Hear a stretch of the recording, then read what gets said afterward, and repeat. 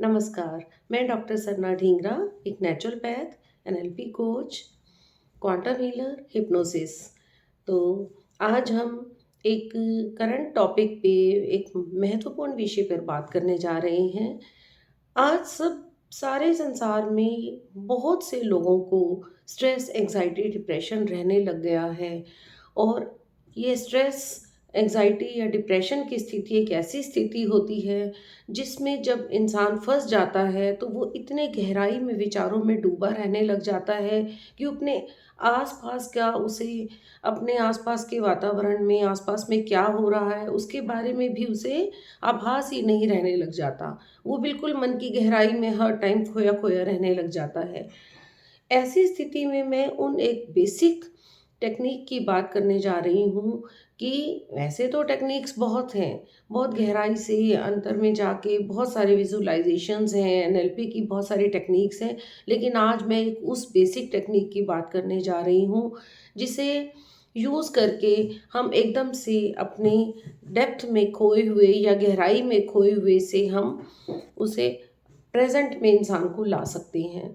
तो इसका नाम है relax quickly with conscious breathing. हम जब बहुत ज़्यादा गहराई में होते हैं, हम अपनी सोच में उधेड़-बुन में लगे हुए होते हैं, उस टाइम अगर हम अपनी सांसों की टेक्निक पे थोड़ा-सा भी ध्यान दे दें, हम सिर्फ 4 या 5 बार इन स्टेप्स को कर लें जो मैं बताने जा रही हूँ, तो हम निश्चय ही उस जो पास्ट की गहराई में हम छुपे हुए होते हैं या घुसे हुए होते हैं, उससे हम प्रेज़ेंट में आ सकते हैं। मेन हमें स्ट्रेस को दूर करने के लिए हमारा जो मेन स्टेप होना चाहिए कि अपने आप को प्रेजेंट में कैसे लाया जाए।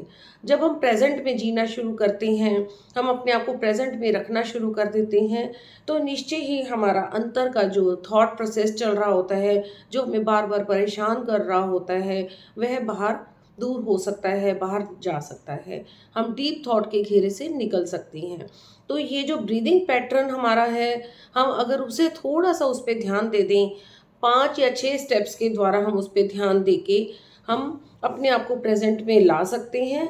और ये डीप ब्रीदिंग का जो हमारा उस टाइम का जो तरीका होता है, वो एक ब्रिज का काम करने लग जाता है, जो हमें गहराई से उठा के प्रेज़ेंट में ला देता है।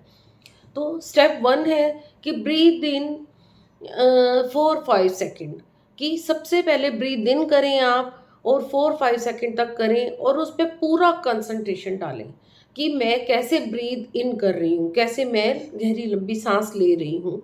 यानी कि सांस का लेने का एक-एक स्टेप को जो मेरे अंदर में जा रही है, जैसे मैंने लंबी सांस ली और पेट तक ली या छाती तक ली, फेफड़ों तक ली, तो मैं उसकी एक-एक सेकंड में उसको अंदर में महसूस करूँगी। तो ये मेरा ब्रीथ इन का पैटर्न होगा, स्टेप 1 मेरा ये होगा।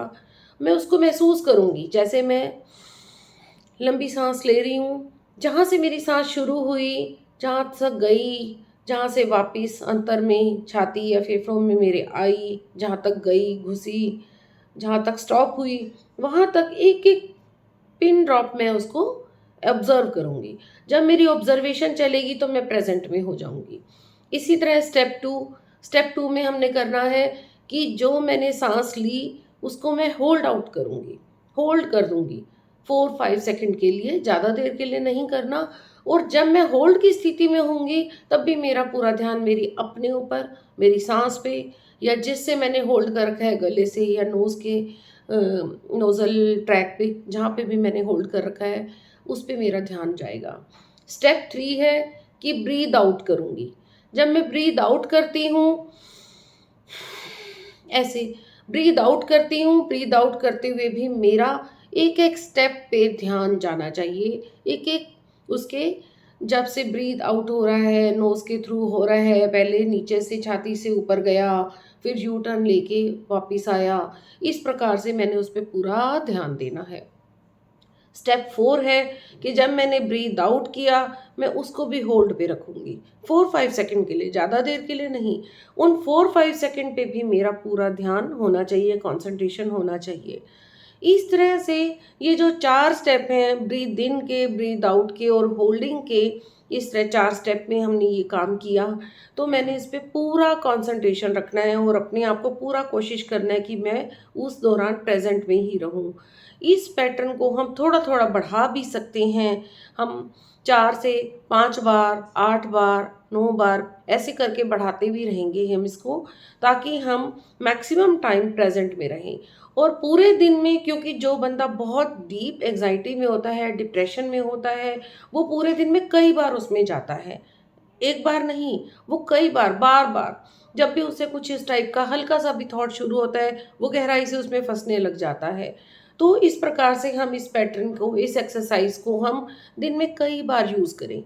एक बार जैसे मैंने 4 स्टेप से यूज़ कर लिया, उसके 1-2 घंटे बाद फिर से मैं उन 4-5 स्टेप्स को फिर कर लूँगी, उसके 2-3 घंटे बाद मैं फिर कर लूँगी। इस प्रकार मेरा पूरे दिन में जो गहराई में जाने वाला पैटर्न है, वो टूटना शुरू हो जाएगा। जब वो पैटर्न टूटना शुरू हो जाएगा, तो मैं प्रेज़ेंट में रहने की हैबिचुअल होनी शुरू हो जाऊँगी और विदिन 2 और 3 डेज़ मेरा ये पैटर्न बदलना शुरू हो जाएगा गहरी सोच का। तो ये एक बहुत अच्छी टेक्नीक है, बहुत बेसिक ज़रूर है, लेकिन बहुत अच्छी टेक्नीक है। तो आइए हम आगे भी बात करते रहेंगे इन सब टॉपिक्स पे। तो आपसे रिक्वेस्ट है कि मेरा चैनल सब्सक्राइब करें और मुझे